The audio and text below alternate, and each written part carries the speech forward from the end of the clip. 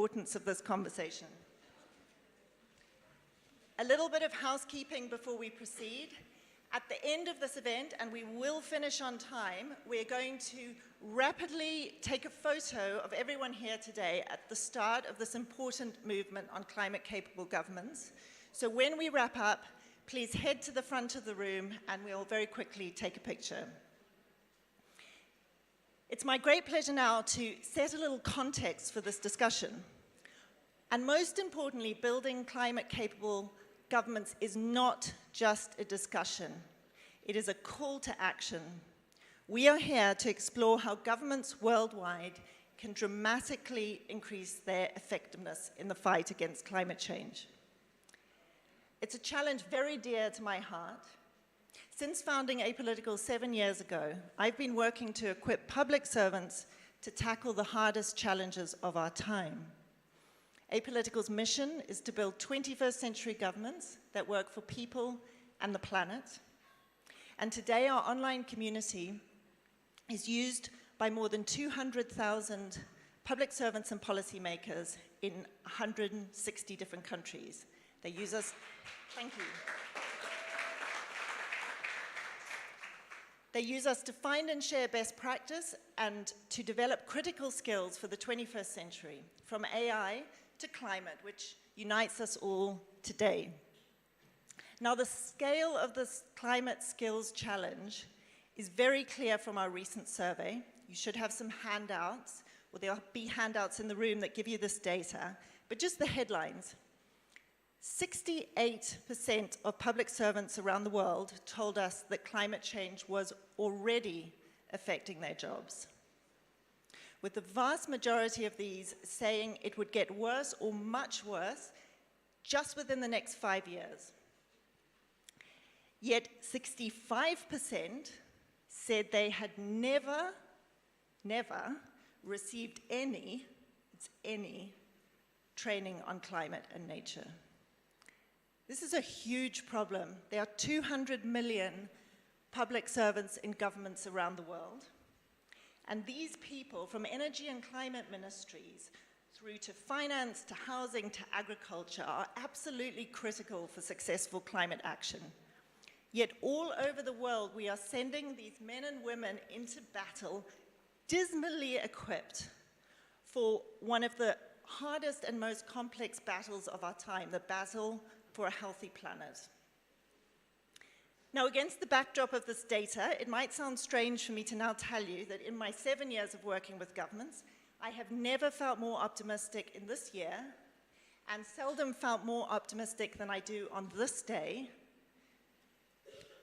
And this is because a year ago, we launched a pilot of the Government Climate Campus, which is an ambitious collaboration between governments, academia, research institutions, and philanthropy, with the Bezos Earth Fund as our founding partner.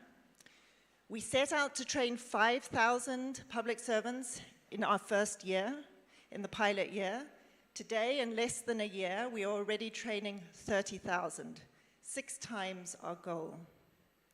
This massive demand demonstrates that around the world, governments are realizing that with climate change becoming everyone's challenge, it's got to also become everyone's job.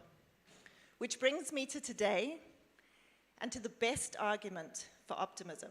Just 3 months ago, we began discussing whether the Climate Campus could help convene this emerging movement of climate-capable governments. And today, you're about to hear already from 10 representatives of diverse governments around the world who will pledge to build climate-capable governments. Many more are considering pledging, and you are here at the beginning of a movement that stands to massively unlock and accelerate climate action. And while you'll hear ambitious goals from leaders, this is not just a top-down movement. In our survey, we asked public servants if they thought their governments were doing enough on climate action. 71% said no. Public servants are ahead of public institutions. People are ahead of power. And equipped with the right knowledge and skills, everything we're seeing suggests that public servants will step up and run at this challenge. Now, speaking of leaders with ambitious goals, I am now honored to introduce you to our first keynote speaker, Her Excellency Ohud Al-Rumi, the Minister of State for Government Development and the Future in the UAE government, who will share insights on how the UAE is leading the way in making climate everyone's job in government.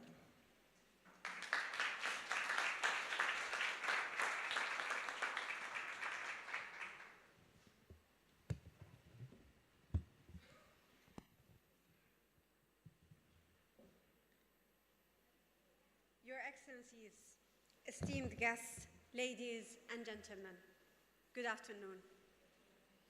It is both an honor and profound responsibility to address you today at this crucial roundtable on building climate-capable governments.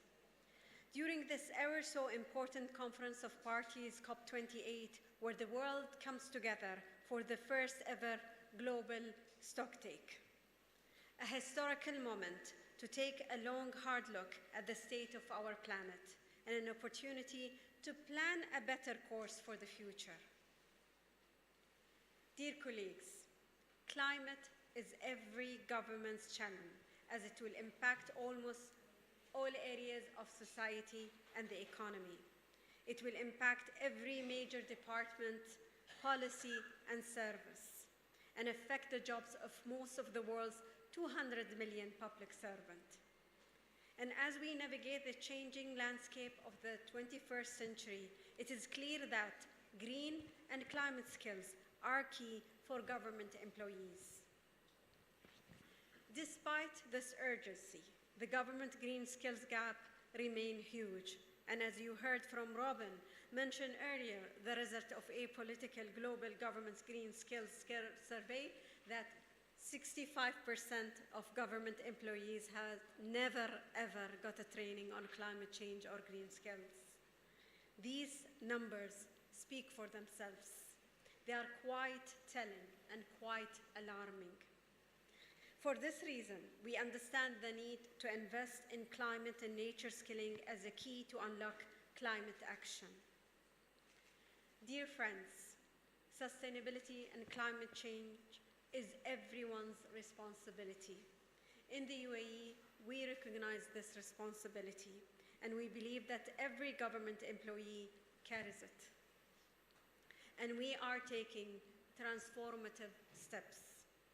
Earlier this year, we rolled out learning paths in climate change, net zero, and circular economy through JAHAZ, which is our federal government upskilling program.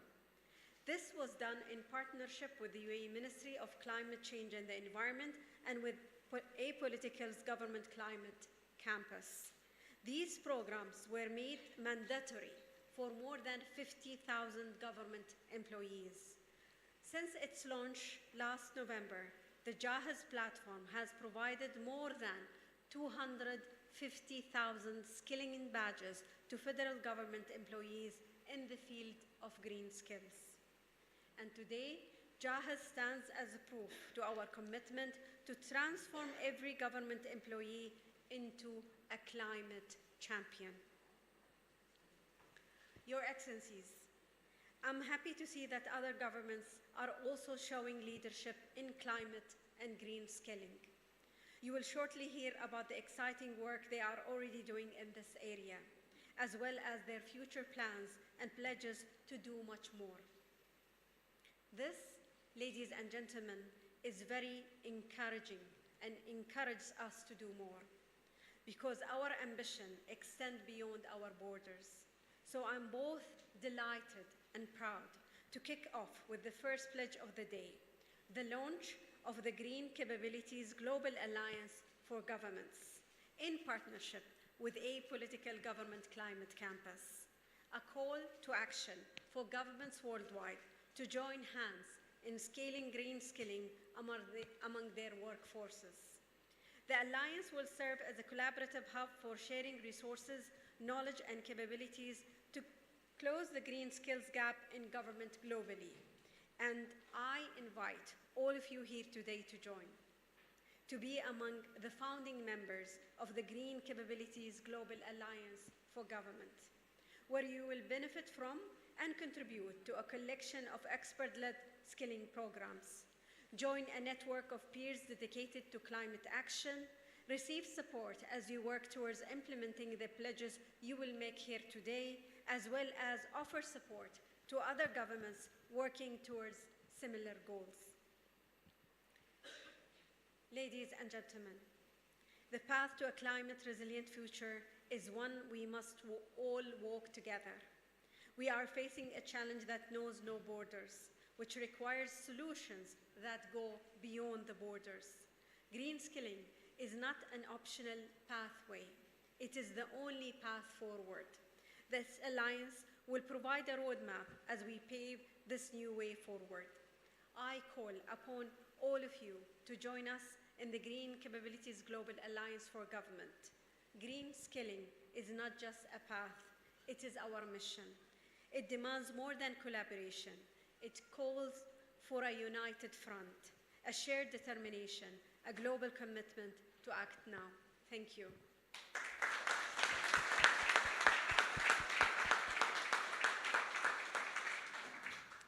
Thank you so much to Her Excellency for setting an ambitious tone and also for showing leadership in timekeeping, which is not to be underestimated. So an ambitious pledge, and we're staying on time. Thank you very, very much. What a great way to kick off the commitments.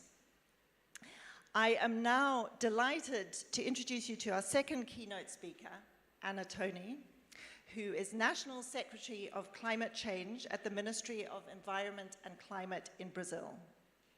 And she's going to speak to us about the need for climate training. Anna.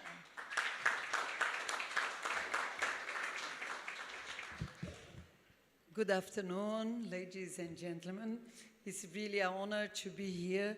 Thank you for the invitation. Congratulations for not only Bezos, especially for the Emirates, for the wonderful COP that you put up and to give us this space. So thank you very much.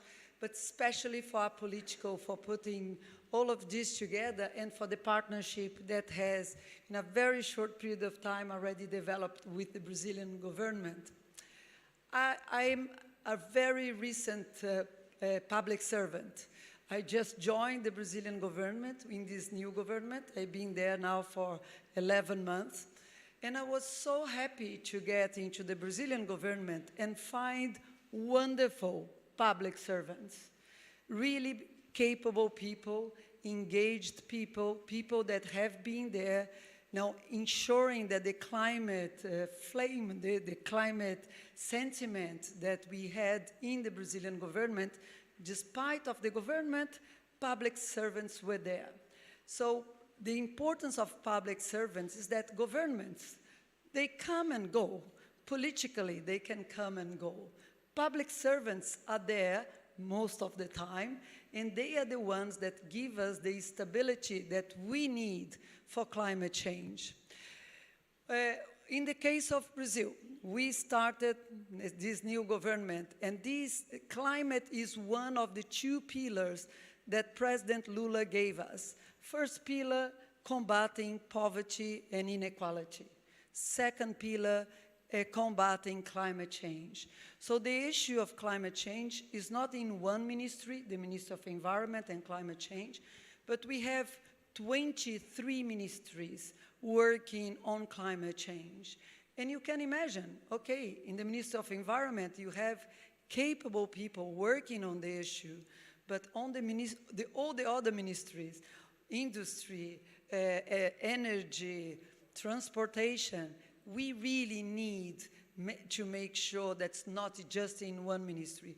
So we were extremely happy that very quickly we were able to bring the issue of climate together with the National School for Public Servants, in EPI, in the case of Brazil.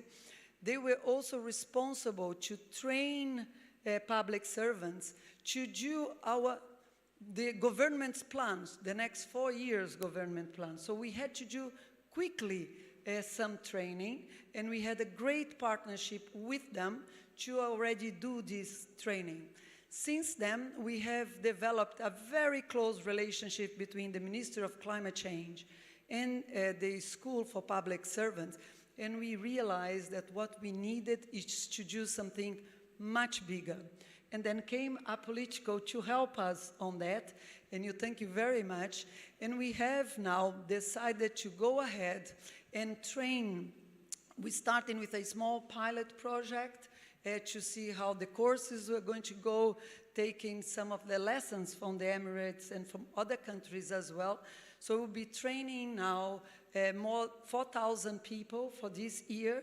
And then we wanted, and this is the pledge that we bring, is to train thousands of public servants, not only federal public servants, federal, state level, and municipality.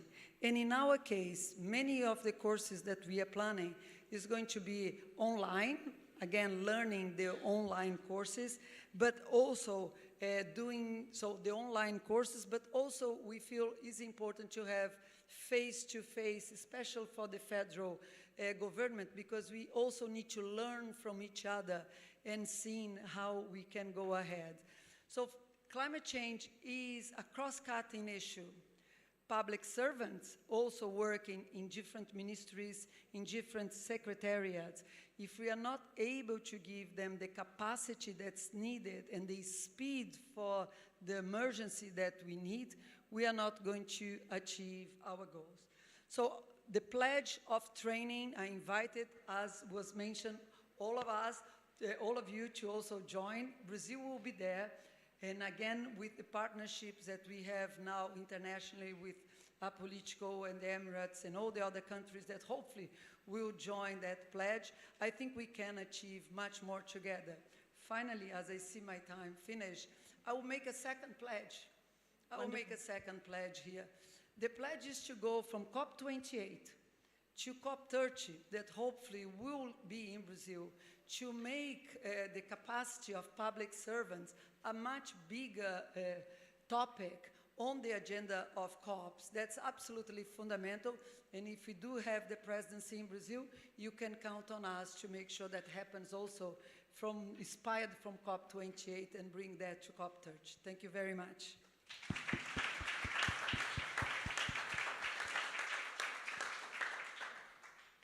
Thank you so much, Secretary Tony, and we welcome any on-the-spot pledges to be added to the list. Now, thrilled to invite Andrew Steer, the CEO of the Bezos Earth Fund, to speak. And I just want to say a word about the Earth Fund. It took a big bet on something that was just an idea around a year ago. None of us would be here. These pledges wouldn't be being made if it wasn't for them taking a bet on an ambitious idea. So please, can you give the Bezos Earth Fund a round of applause? Thank you, Robin. What a pleasure to be here. This is a wonderful week, but it's also a scary week.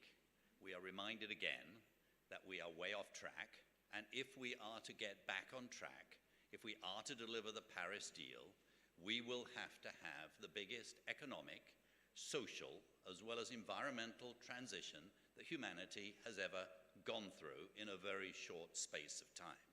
Imagine your president came here and he comes back to your country and he says, I now understand how important climate change is. We're going to go to net zero by 2040.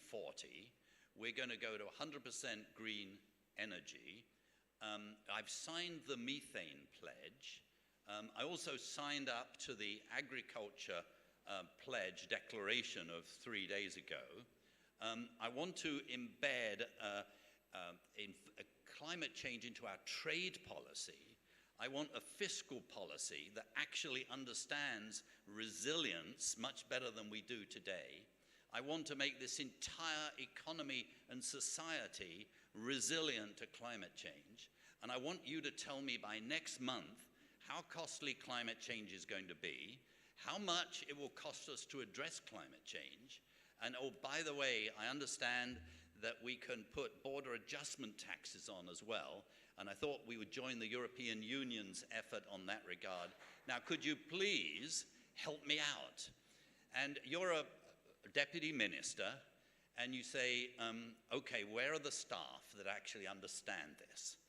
And very, very few countries in the world have the ability to do that. So what do? You say, well, we'll hire some consultants. And then they come up with something and make a recommendation on this, that, or the other.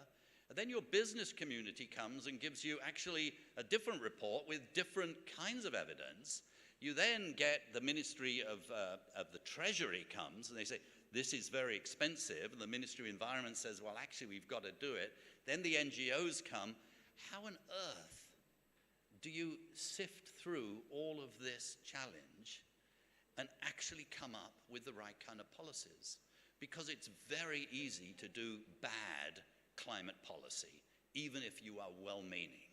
And the reason we are thrilled to be here today and delighted with our relationship with Apolitical is because you are bringing serious training, serious knowledge to smart civil servants who can absorb it quickly and can act accordingly. And Anatoni, I mean, you are such a brilliant example of that. You know, a world-class environmentalist yourself, you don't need this training, but you get into government, you realize actually the quality of government officials is quite high, but through no fault of their own, they don't have these skills. And so it is absolutely and utterly, vitally important.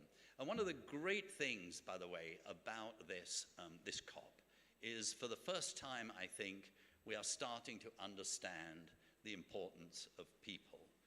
I say this partly because my wife is standing in the back of the room, and she is head of a very large education NGO called EDC. She's Dr. Elizabeth Steer back there.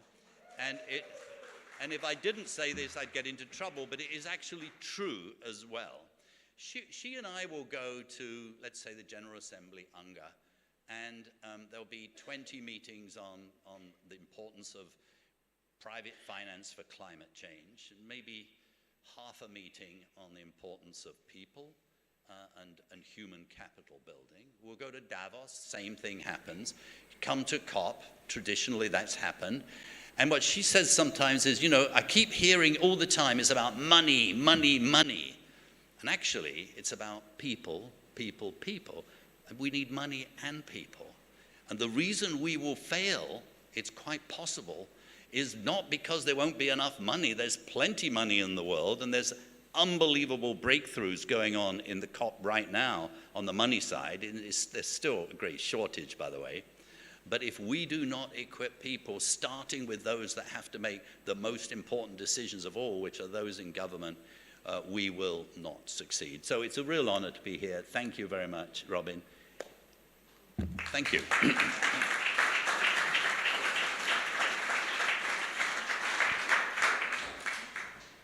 Thank you so much, Andrew. And listening to you speak, I actually thought, have you worked recently in government? I don't believe you have, but it was a very insightful peek into exactly what we hear from governments speaking to people in government day in and day out. You captured the challenge exactly.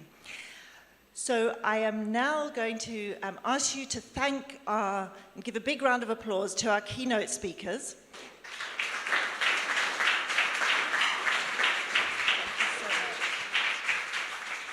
And I'm going to welcome up to the stage Secretary Wade Crowfoot, California's Natural Resources Secretary, and Gillian Caldwell, who's USAID's Chief Climate Officer.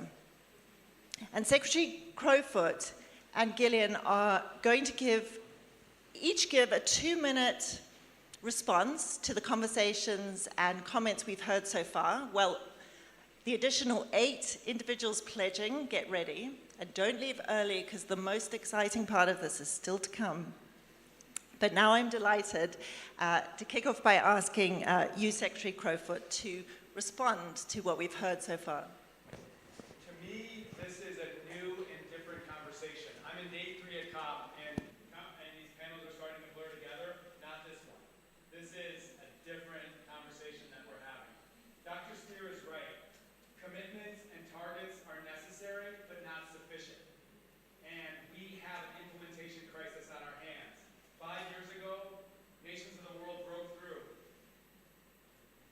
Turn on the mic. Sorry. 5 years ago, nations of the world broke through with the Paris Agreement. But the global stocktake that we talk about this week is a wake-up call. We are not meeting our commitments. So we need to implement faster, more broadly, and more effectively, which is where personnel come in. Secretary Tony was right on the money. We need to broaden climate education beyond the environmental ministries to public health, transportation, infrastructure, economic development, and those skills and knowledge don't exist. We also need to broaden our education not only at the national level, but at the provincial and state level and at the city level. And then Her Excellency was inspiring with the pledge of the Emirates to broaden this beyond one single government into an international movement. The piece of input I would provide is, let's make sure that this is not a check-the-box exercise. Let's make sure that the curriculum and the training that we implement is effective. And I think that's where apolitical can come in, to ensure that this is such a great idea, it's such a new idea, it's such a necessary idea, and let's make it effective and ensure it's really effective. So I'm really encouraged. Our government in California has 225,000 people. We have some of the world's strongest climate pledges, and we're not making fast enough progress. So I will take this idea back to our government, and I'm hoping that I can come back at the next event with something that looks like a pledge. Fantastic. So we have pledges, we have impromptu pledges, and now we have promised pledges in this room. Excellent. Gillian, over to you. So the U.S. government was really challenged by President Biden when he came into office to turn every agency into a climate agency. And by that, he didn't mean that the agencies should stop doing what they're intended to do. It was a recognition of how pervasive the impacts are with respect to climate and how fundamental the transformations are that we need to make, as Dr. Steer was saying. And USAID took that to heart. We are now integrating climate thinking and climate training and climate goals into all of our portfolios, whether it's humanitarian affairs or education or democracy, rights, and governance, in order to ensure that we can advance those portfolios, right? It's not redirecting the work, it's thinking about it differently and progressing it differently. And I would really underscore what was said, again, by Dr. Steer. It's not just about the money, it's about the people, those long-standing public servants who withstand the political vicissitudes and are there to, deliver over time. With respect to the online training you mentioned, one of the things we've learned while we do have lots of online training is that it's the immersive practical experience and the face-to-face engagement that demonstrates much greater results. It's more expensive, but I think we should all be thinking along those lines. Beyond our own government and all of the training we're doing, not just with respect to programming, but also procurement. The U.S. government procures $600 billion in goods and services. That needs to be climate positive procurement. We're also doing partnerships with a range of governments. We have the Greening Government Initiative globally to help governments green their portfolios, and we provide technical assistance to our partner governments to deliver on their NDCs and NAPs. And I commit to taking a look at the Green Capabilities Global Alliance and seeing how that might align with our Greening Government Initiative. Thanks. Thank you so much. Thank you so much, Secretary Crowfoot and Gillian Caldwell, for those reflections and promised commitments and pledges. I'm now delighted to hand over to my colleague, Pooja Warrior Hamilton, who's Apolitical's Chief Partnerships Officer, to take us through the very important pledges being made today. Thank you, Robin. So in the lead up to COP, I've had the privilege of working closely with our partners to explore what building climate-capable government means to each one of them. And I can honestly say I've just been blown away by their vision and their ambition on how they want to prepare their staff for the biggest challenge of our times. You've already heard Her Excellency Uhud and National Secretary Anna Tony pledge on behalf of their governments. We're also seeing enthusiasm at all levels of governments and all over the world. And you're about to hear a diverse range of pledges.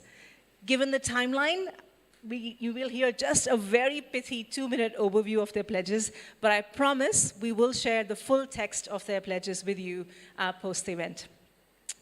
And while you're listening to them, if you're inspired to consider a pledge yourself, please come and talk to us. There should be cards on your chairs. We've already received 2 of them. Fill them out and share them with us.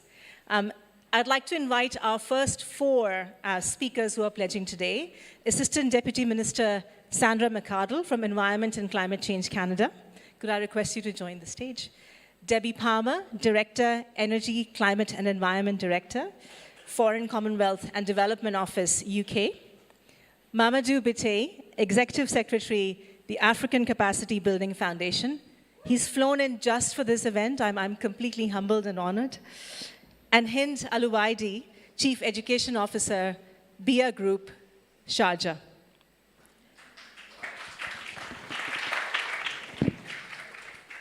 Sandra, could I ask you to kick us off, please?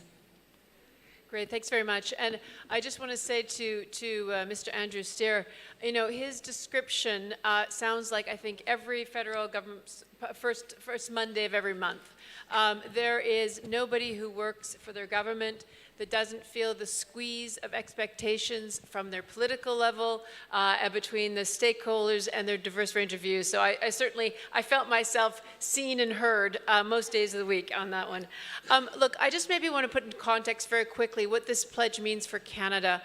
Look, we're known as a large nation. We're blessed with forests and water and 3 oceans, lots of environment. But the reality is that we spent most of the last 8 months literally on fire, from coast to coast, from early in spring all the way through the fall. We had wildfires that not only suffocated Canadians, but carried through, affecting, could be viewed by satellites and certainly were affecting our neighbors.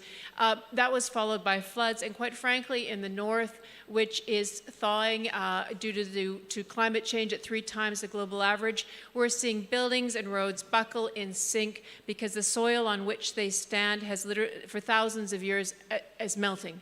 So for us, it's everything. It's everything to keeping our people healthy, to managing our economy, our transportation, our infrastructure. So look, what does that mean? It means that for all of us who serve Canadians, or all of us who serve our own citizens, extremely important that we are literate and understand and can respond to that pressure. So far, we have done in Canada establish a range of climate literacy training. We have a greening government strategy that is meant to commit employees to mobilize and action, and we're developing communities of practice, including with our American friends, on how we can share best practices. So look, what I will say is this, that on behalf of the Government of Canada, I'm pleased to pledge that to ensure that Canadians receive the best possible service informed by climate considerations. Canada's Federal Public Service will provide, promote, and participate in climate literacy training. We will target at all levels, but most importantly, our executives, which set the tone in policy development, and we aim to have 30,000 federal public servants trained completely in climate literacy by the time we see each other at the next COP. Thank you. Fantastic. What a great energy to kick us off on. Debbie, the floor is yours. Thank you very much. So just to begin, I'm genuinely passionate about this agenda. I'm so passionate I sought out this event. It's something I really wanted to do because when I took up my role a year ago and realised I had 160 staff as the epicenter in the UK's Foreign and Development Office to work on this, I wanted all 17,000 people in my organisation to be, frankly, co-opted and supported onto my agenda. So we have, over the last year, doubled the numbers of people that we call advisors, climate and environment advisors, who've got deep expertise and are posted in our embassies throughout the world. We've already doubled it, but I'm pleased to pledge today that we will continue to raise the levels of expertise amongst those staff who are working in this discipline, and I'm really determined that those numbers will continue to increase in terms of deep experts. But on top of that, we're going further. We have an internal training school in our foreign ministry called the International Academy. So the second thing I've been doing is ensuring that we have developed a dedicated faculty in environment, climate, and energy issues in order to drive up expertise amongst our 17,000 staff.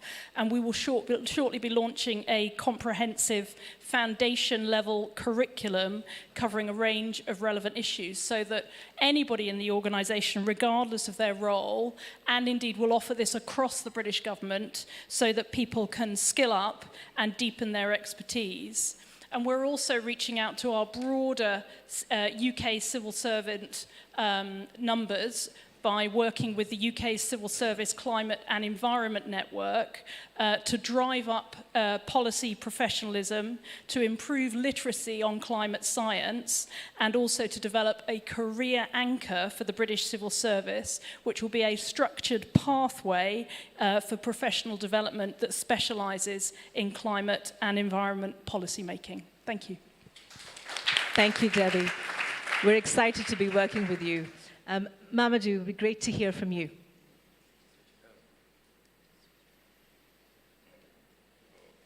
Yep, thank you very much. Good afternoon.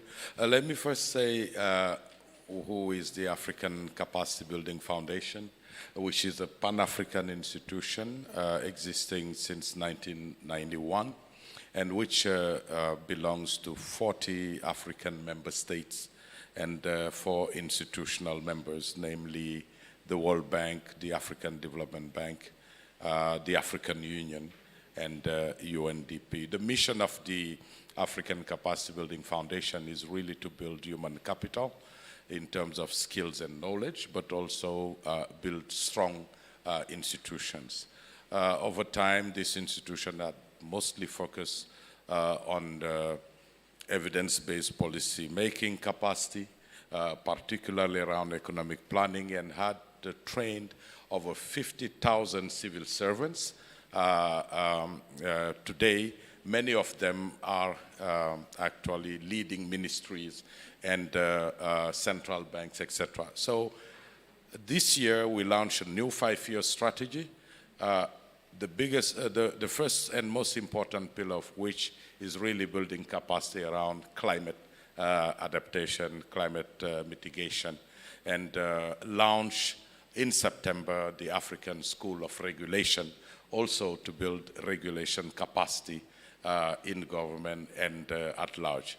So the biggest challenge we see in Africa that led us to us and speaking to our member countries is really the capacity to translate the NDCs and the NAPs into concrete projects that can enable them to access the resources available, but also to implement them.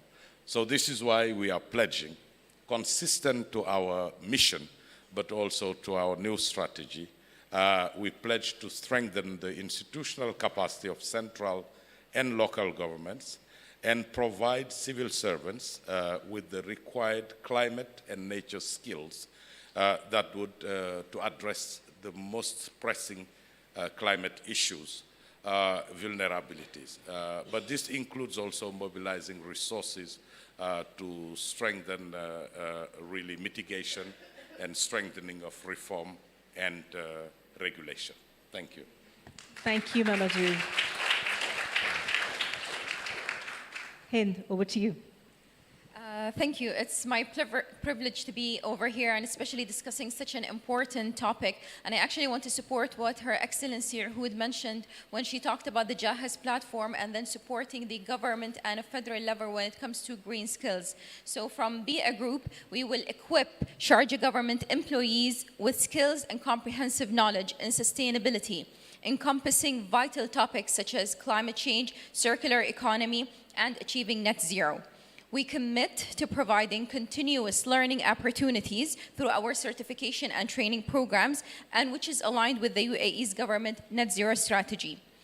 Through our certification and training programs, Sharjah government employees, we want them to spearhead sustainability initiatives and drive positive change within their organizations. The sustainability certification program consists actually of 8 courses which are focused on key topics, including climate change, circular economy, achieving net zero, collaboration and partnerships, because we can't all do it together, we can't all do it alone, in which we have each course will have informative videos which are delivered by sustainability and subject matter experts. And once the employees have successfully watched the full videos, they will take a quiz to assess their knowledge and understanding of each topic, and then receive a certification at the end of each course to certify them as sustainability literates. This is part, of course, of our strategy when it comes to Be a Group to pioneer a sustainable quality of life in the MENA region and beyond. Thank you. Thank you so much. Can I have a round of applause for them, please? Thank you. I'm now going to ask the remaining pledged speakers to come onto the stage. We have Dr. Ilse Troutman, from Deputy Director General from the Department of Agriculture, Western Cape Government in South Africa. Mayor Mike Savage from the Halifax Regional Municipality, Canada. Mayor Celia Sprink, City of Tshwane, Metropolitan Municipality, South Africa. And Mayor Barbara Buffalo, haven't forgotten you, Columbia City Council from the US. Thank you so much for patiently waiting. Dr. Ilse, would you kick us off, please?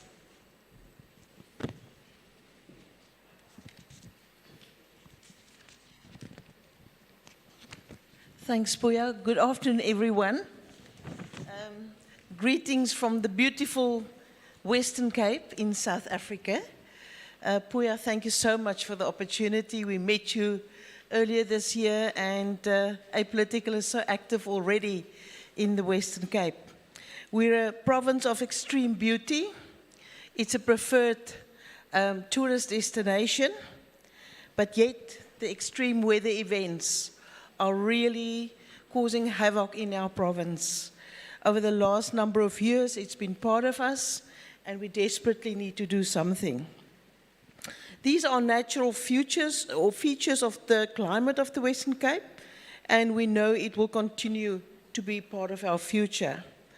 However, the climate change projections specifically for the Western Cape suggest a likelihood of more frequent and more intense weather events, which are threatening our food security, our economic growth, and also job security. Climate change modeling has shown that the annual temperatures are rising and the number of colder days will decrease.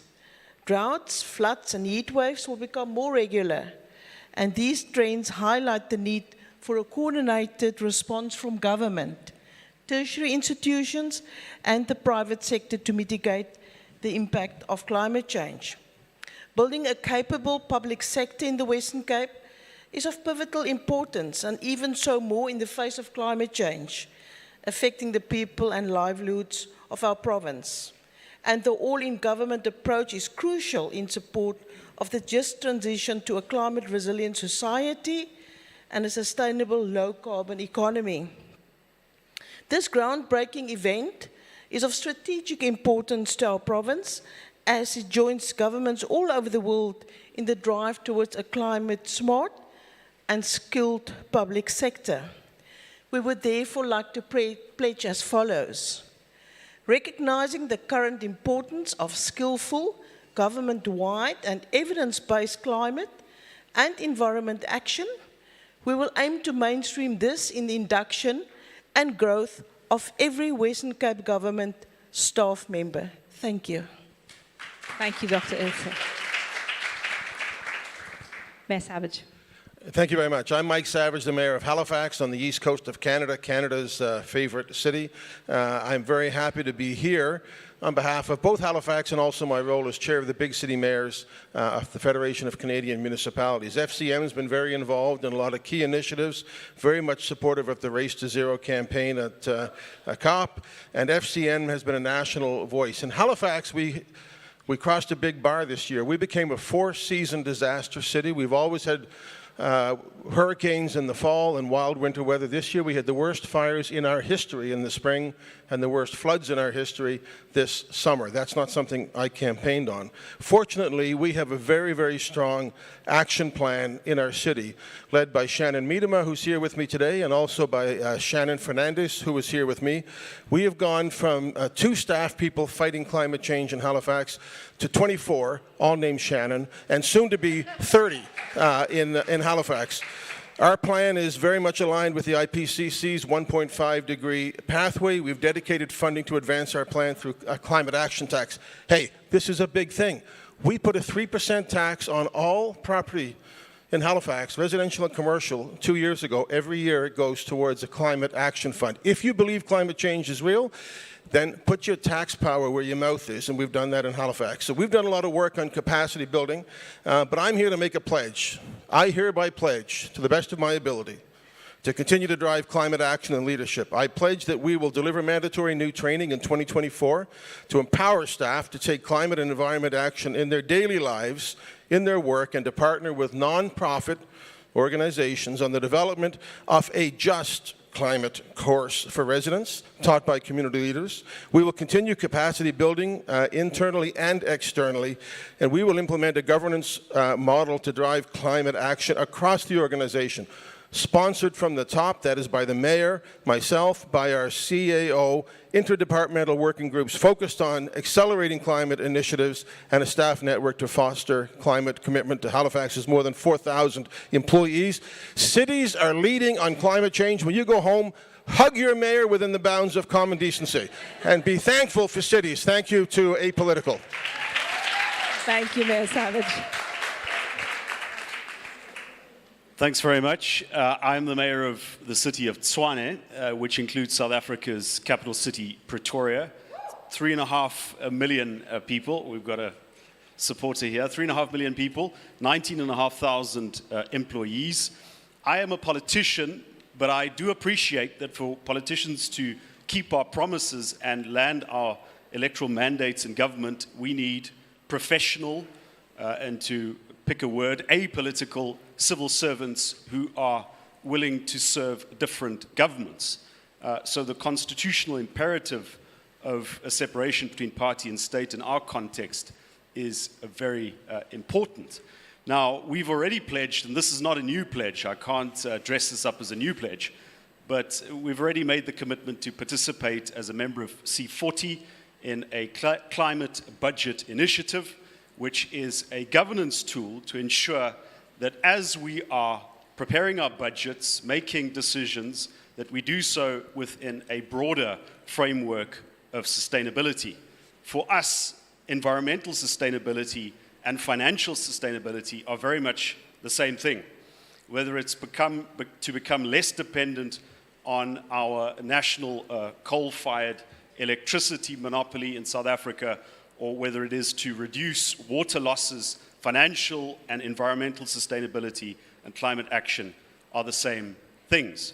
So my pledge as the mayor of Tshwane, together with our city manager, Johan Metler, is to use the opportunity of a new management in the city, a new top management, to continue to work with the climate budget initiative, to phase it in the next 2 years, and to use every single opportunity that we can to inculcate in those senior managers an appreciation for the importance of sustainability, climate action, and to use every offer that we have to build capacity in our civil service. Thank you very much. Now, Mayor Barbara, you've got the closing pledge. No pressure. No pressure. Actually, I think it's right. So I'm the mayor of Columbia, Missouri. My name is Barbara Buffalo. In Columbia, we have 1,400 employees, and our city does everything from the electric utility to housing to public health and for our planning department. And we have a lot of dedicated employees that love where they live and they serve where they love. And I can speak really strongly to that because I'm a former staff employee. I was the City of Columbia's first sustainability manager and served for 11 years. And I know the capacity that we have within our local governments. I also know the capacity we have when we work together to help further our education and capacity building around what we can do in our local governments. And so I had the opportunity to do that through the Urban Sustainability Directors Network. I do it now through the U.S. Conference of Mayors, where I serve as the Environment Chair. And I know that when we work together and have opportunities to exchange, we can make pledges, at a high level, mayors can make pledges, and we can have local youth that are really passionate about these. But if we don't bring in our city employees and have them have opportunities to exchange with one another, as well as amongst their own divisions, we won't see any action happen. So I know for me, I can pledge that as part of our ongoing commitment to climate action, the City of Columbia will both make our Climate Foundations course that we already have part of every new employee orientation so that all the employees will receive this education. And also, I'm going to support the development of training opportunities for staff in their specific areas of work so that we know that we can tap in and facilitate the creative, climate-positive innovations and operations that will project design and implementation so that we'll see action. Thank you, Jeff. Thank you, Mayor. Thank you so much. I did promise that their vision and ambition is going to blow your minds. If we are expecting 200 million public servants to show up day after day and take urgent action that matters, then it is our collective responsibility to support them with the skills, the knowledge, and the community they need to succeed. Your pledges today are a testament to a growing movement of governments recognizing this need and hopefully an inspiring call to action to others. As we draw our event to a close, I'd like to express deepest gratitude towards our co-organizers, all our speakers. I'm sorry for nagging you with all those back and forth messages and WhatsApps. But we hope that the audience, all of you, leave today feeling inspired to start a conversation with your friends, your teams, your departments, your whole of government on why building climate-capable governments is not an option. It is the only way forward, and it is what we need to unlock action. Thank you so much, and have a great rest of COP. And if you can come in front of the stage for a quick photograph, then that would be great to capture the moment and the energy.